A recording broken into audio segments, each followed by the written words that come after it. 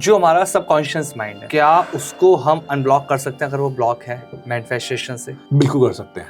वैसे तो एक मैं फैक्ट बताऊं कि सबकॉन्शियस माइंड कभी ब्लॉक नहीं होता, सिर्फ उस पर लेयरिंग करी होती है हमने। अच्छा। जिससे हम ब्लॉक कहते हैं, चक्रा ब्लॉकिंग कहते हैं, हम सबकॉन्शियस ब्लॉकिंग कहते हैं। ये लेयरिंग होती है, ब्लॉकिंग नहीं होती। ठीक है। क्योंकि बहती ऊर्जा है हम लोग, हम कभी ब्लॉक नहीं हो सकते। जिस दिन हम ब्लॉक हो गए उस दिन हम मर जाएंगे। यूनिवर्स में जब तक हम हैं या हम जब तक रहेंगे, हम कभी ब्लॉक नहीं हो सकते, क्योंकि यूनिवर्स ने बहने के सिद्धांत पे हमें क्रिएट करा है। सूर्य से देखें नदी तक सब बह रहे हैं। तो आपका अगर सबकॉन्शियस लेयर्ड है, आप उसको अनलेयर करने के लिए अपने आप को लगातार रियलिटी चेक में रखो, प्रेजेंट में रहना शुरू करो। माइंड जहां पास्ट में भागा, कल का ना सोच के पल में जीना शुरू करो। गया हुआ कल, आने वाला कल भटकान देगा और पल आपको स्थिरता देगा। अगर आप लगातार अपनी टेंडेंसी के अंदर एक ही पॉइंट पर फोकस रहते हो, अगर आपकी एंकरिंग स्ट्रांग हो जाती है, और जैसे जैसे आपकी एंकरिंग स्ट्रांग होने शुरू हो जाएगी, आप भटकना बंद कर दोगे। Then only you can do it. तो क्या हम अपनी हेल्थ को भी मैनिफेस्टेशन से ठीक रख सकते हैं? बिल्कुल, 100%। आपने कोई रियल केस ऐसा देखे? मैंने अपने ऊपर एक्सपेरिमेंट करे, मैंने अपने स्टूडेंट्स के ऊपर एक्सपेरिमेंट करे बहुत बार। मैं जानना चाहूंगा। पता मैं ये बात बता नहीं कैमरे में शेयर करूं ना करूं, बहुत सारे बच्चों की बातें, चलो मैं करता हूं। उनके नाम को हटा देता हूं। और ये कहानी थोड़ी सी आपको बता देता हूं जी। बच्चों की हेल्थ में ऐसा कईयों ने कहा, हीलर्स ने कहा मुझे कि जब हम हीलिंग करते हैं तो बॉडी में नेगेटिविटी आ रही है। हम जब क्लाइंट को हील करते हैं तो उसके बाद में हमारी बॉडी खुद की सस्टेन कर रही है। मेरी बॉडी में भी कई बार इंजरीज आती है, कार्मिक एक्सचेंज हो जाता है। जितना मर्जी आप कंट्रोल करो, थोड़ा बहुत कहीं ना कहीं लीकेज रहे, हम उसे ठीक करते हैं फिर। तो सबसे बेहतरीन तरीका जो मुझे समझ में आया इतने सालों में, वो है खान पान से। मैं बहुत फूडी रहा हूँ, बहुत ज्यादा। मतलब हम ऐसी फैमिली से आते हैं जहाँ पे खाना हमारे पास पहले से होता जाता है, बाकी बातें बात। तो मैंने अब अपनी फैमिली के अंदर इस चीज को देखा कि मैं खाने पे से ज्यादा खाने के फायदे पे फोकस कर, कि मुझे वो खाना है जो मेरे लिए अच्छा है और फायदेमंद है। और आमिर खाना भी वैसा जो कि स्वाद मुंह में जाकर ना कड़वाहट ना फील करे।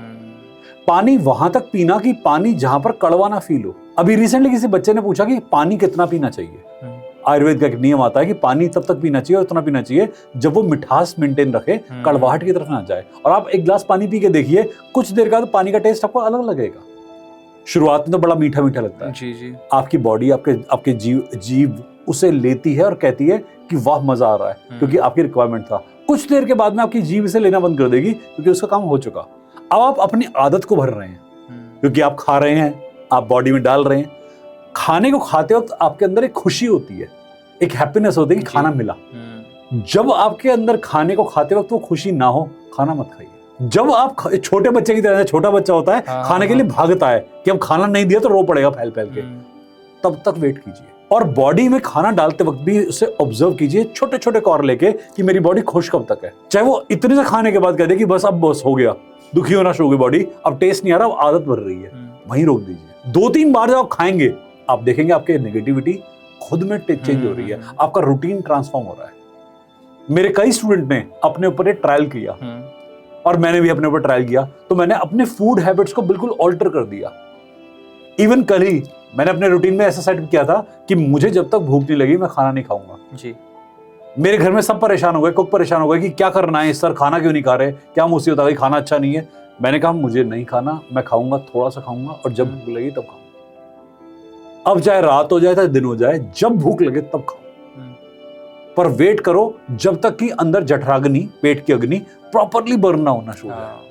अब आप अपनी बॉडी की लिमिटेशन को जब पहचान चुके हो, तो उसके बाद में जब खाना डालोगे तो बॉडी बहुत अच्छा लेगी।